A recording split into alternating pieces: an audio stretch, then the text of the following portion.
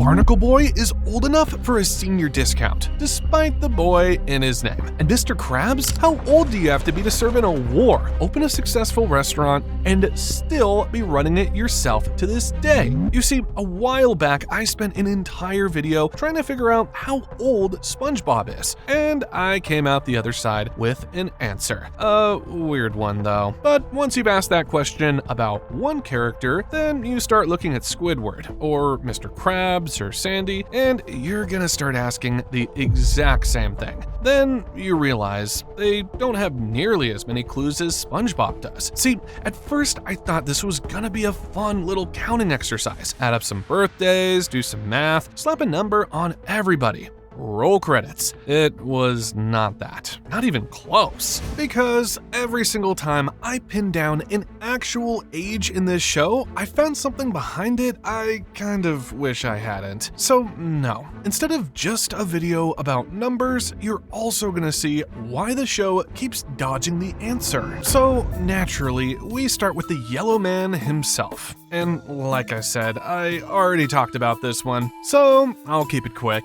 Well, as of today, I am...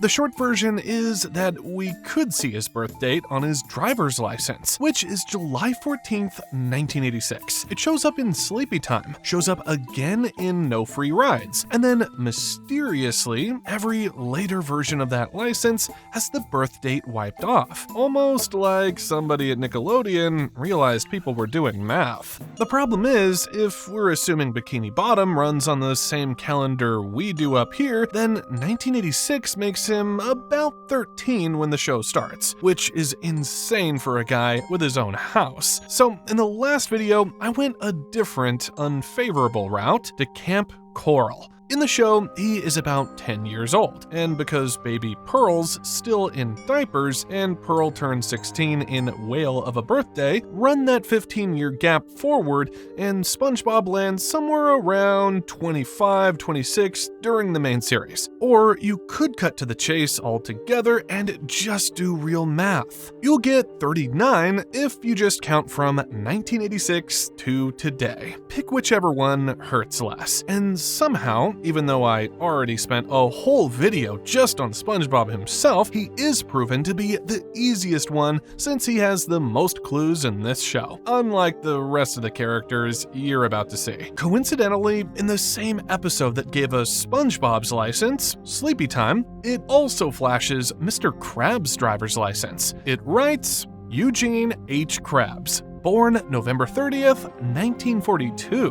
which means when the show premiered in 99, he was 56, pushing 84 these days. A solid boomer number, right?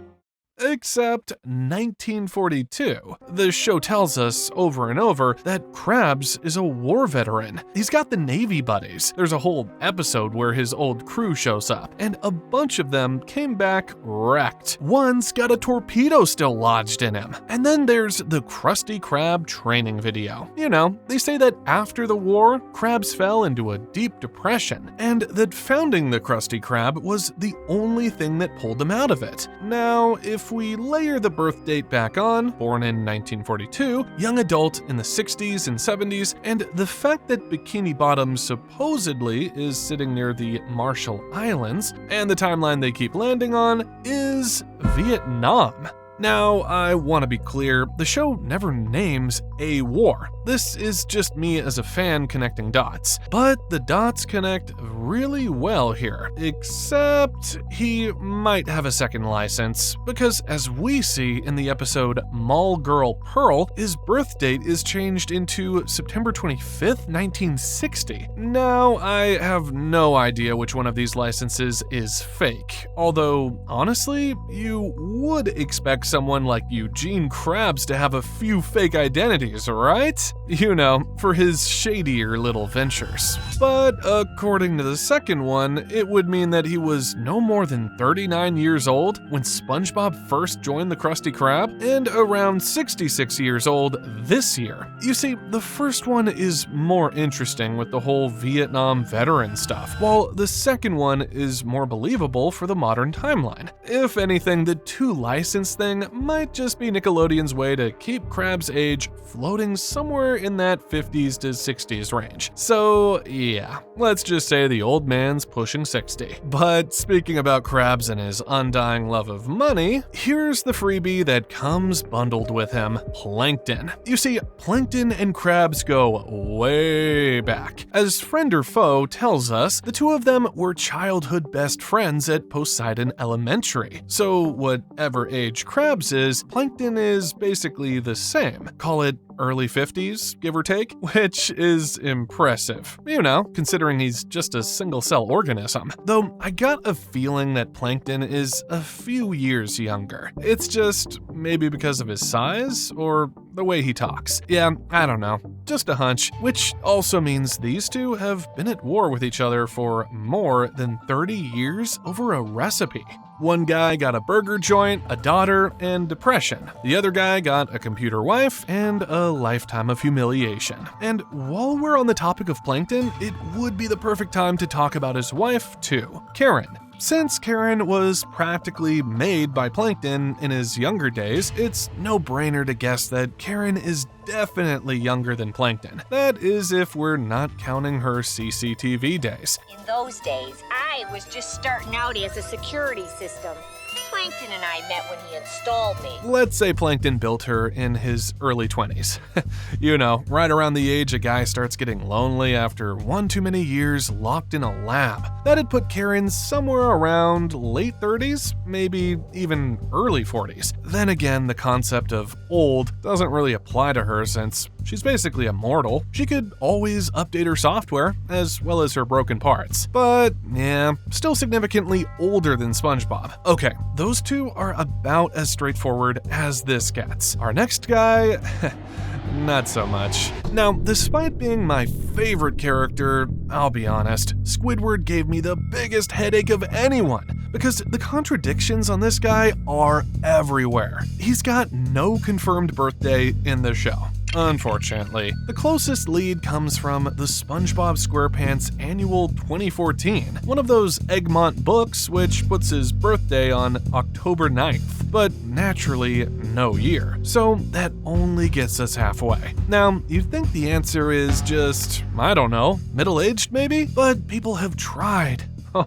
God, have they tried to get anything out of him. What we actually know for sure is that in episodes such as SpongeBob You're Fired or the original Fry Cook, Krabs says Squidward has seniority over SpongeBob. So yeah, unsurprisingly, he's older than SpongeBob. Everything beyond that fact is just an educated guess. There's a pretty common belief that Squidward started at the Krusty Krab around the same time as Jim, the legendary original Fry Cook, which would make him one of the very first employees of the Krusty Krab. But then, if the Krusty Krab opened after Krabs came home from the war, that's sometime in the 70s. And for Squidward to already be working there, he'd have to be at least 18, which would push his birth back into the early 60s. Yeah, I don't really buy it, to be honest. I mean, it kinda explains why he and Krabs get along, two guys roughly the same age. Not to mention, Pearl also calls him Uncle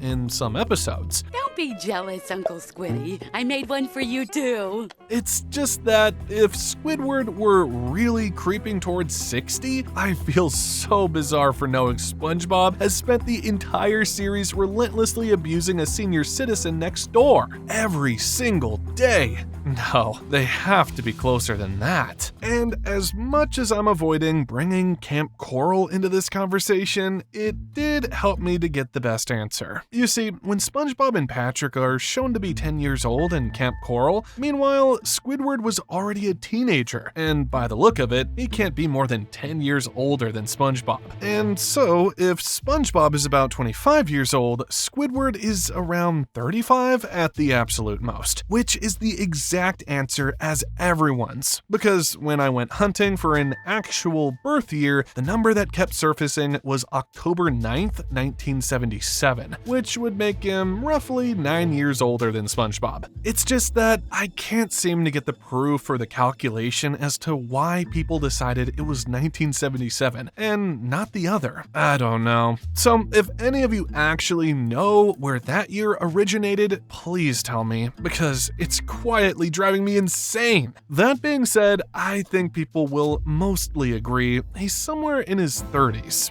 Old enough to lord it over SpongeBob, young enough that he really has no business being this miserable yet. As for Patrick's special, because everyone got impatient and just invented an answer for him.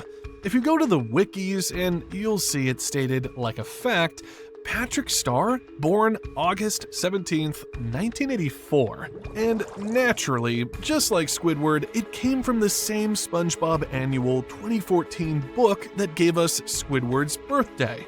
Again, it's without year details, but more on that later. For now, at least we got a place to start. But then you go to a different set of fan sites, and it's July 19th, 1984. It's still the same year though, at least. And both of them have the exact same problem SpongeBob's license had. 1984 makes Patrick 15 when the show starts.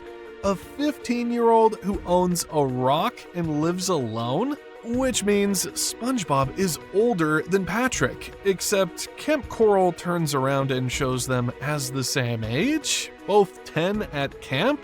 Best friends since they were practically babies. So, Patrick's official birthday isn't in any episode. It can't agree with itself, and it contradicts the one canon fact we actually have about him. So, the honest answer here is, sadly, the boring one. Patrick's somewhere right around SpongeBob's age, 25 to 28-ish, and the show could not care less beyond that. I think he's whatever age the joke needs him to be that day, which for Patrick feels about right. Then there's Sandy. She's a proper adult, right? She lives alone, runs a lab, builds rockets, clearly a grown woman. I would personally put her mid-20s to 30s. Again, some fan sites stated she was born November 17th, 1985. Pretty much the same with SpongeBob and Patrick. I think this one is pretty straightforward, except Sandy's the one that actually ruined my whole afternoon. And it's got nothing to do with her number. It's the fact that Sandy is a squirrel, and a squirrel only lives about 6 years. Yeah, SpongeBob's a sponge, which means he can live for centuries. So if the show actually ran in real time, the way 2 decades of episodes suggest, SpongeBob wouldn't have one friend named Sandy Cheeks. He'd have outlived generations of them. Like, the Sandy in Season 1 and the Sandy in Season 13 would not be the same squirrel. He'd have buried that whole family and just kept going. I think I'm getting too far with this. I don't think the writers meant that, but the math means it. And now you're thinking about it too. You're welcome. The next one? Haha, yes, Mrs. Puff. People estimate 40s, 50s maybe, based on the information that she was born on January 12th, 1958 on some fandom. Again, it's just speculation. It kind of makes sense that she has quite an age gap with her new man, Mr. Krabs. Not to mention, she looked like she had a long teaching experience. But honestly, nobody's really trying to figure out Mrs. Puff's age, and I think I know why pretty fast. It's because once you start trying to search anything about her past, you stop caring about her age.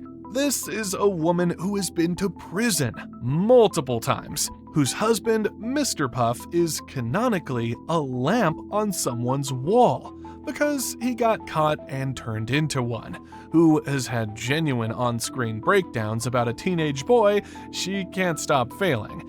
And then, not to mention, the whole criminal accusation on her name.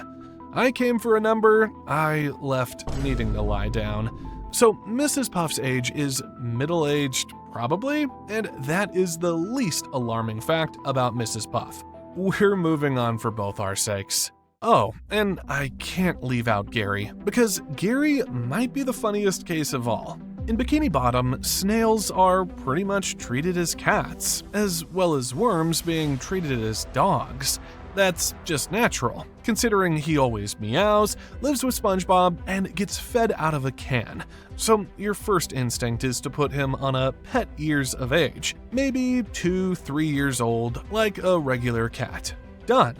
Except everyone says his birthday is November 27th, 1989, which, surprise, drags him into the exact same mess as SpongeBob and Patrick. And then it gets really silly, because the show can't even agree on where Gary came from. Plankton's pet says SpongeBob adopted him from the animal shelter. And then there's a possibility you get from episodes like Have You Seen This Snail?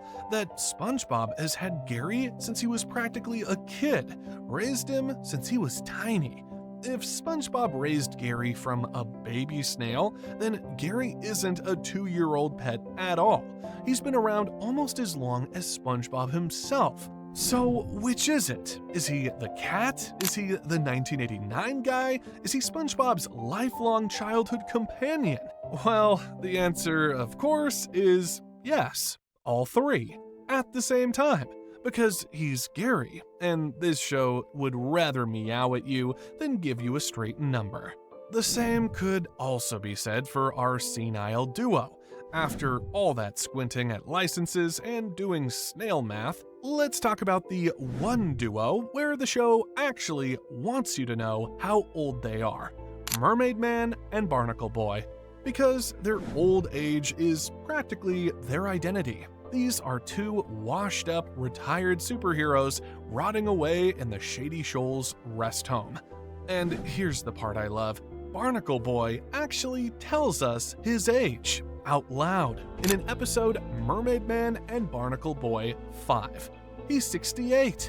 The boy qualifies for senior discounts, and he's still got boy in his name. As for Mermaid Man, it's still in the gray. Some say 72, some say 97. One fan page even floats a birth year of 1917, which, if you actually believe it, would have put him in the Navy around World War II, but nobody really knows, and the show couldn't care less, because Ancient and Senile covers it just fine. However, if there's anything that we could be so sure of, he has to be older than Barnacle Boy. I mean, he looked like he had more health problems than Barnacle Boy, so it's safe to assume. Here's the thing though, these two aren't even playing the same game as everyone else, because Mermaid and Barnacle Boy are two of the only actual humans in the show, with some superpowers arguably. And maybe that's exactly why the show's so comfortable handing them real numbers. When there's no fish biology, no snail math, no weird sea creature lifespan to hide behind. Age is just age. Which, funny enough, makes them the second group this show is ever honest with about how old they are. The first one, well, it's none other than Pearl. After all of that, the fake licenses, the war trauma, the squirrel graveyard, there's exactly one character this show just tells us right away. Pearl turns 16 in Whale of a Birthday, and even if we want to stretch it for later seasons, she is still in her high school in season 16, Pigskin Pearl, so she can't be older than 17. And isn't that the whole story right there? The only people the show is willing to tell you straight are the kids or the elderly. But every other age in this town, the second you say it out loud, you'll find a war, a prison record, or a lifespan that doesn't survive contact with a calendar. So the show just doesn't say them, and I don't think that's lazy writing. I think that's the writers being smarter than us. Now, here's where I landed after all this.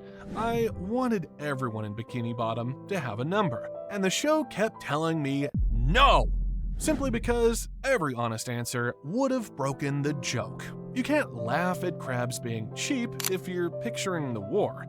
You can't enjoy Sandy and SpongeBob's friendship if you're counting squirrel funerals. So maybe the ambiguity of their age serves as their own mercy, ironically. So how old is everyone in SpongeBob? Old enough that you really shouldn't ask. And here's the thing, this connects to something I was chewing on in the last video. Because all this agelessness, SpongeBob doesn't have an age for the same reason he doesn't have an arc. And weirdly, that's exactly what makes the very first episode work as well as it does. Last time I argued that Help Wanted is a perfect pilot, and the reason isn't what you'd expect. If you want the full case for that, it's right up there. Go watch it. I'll see you on the next dive.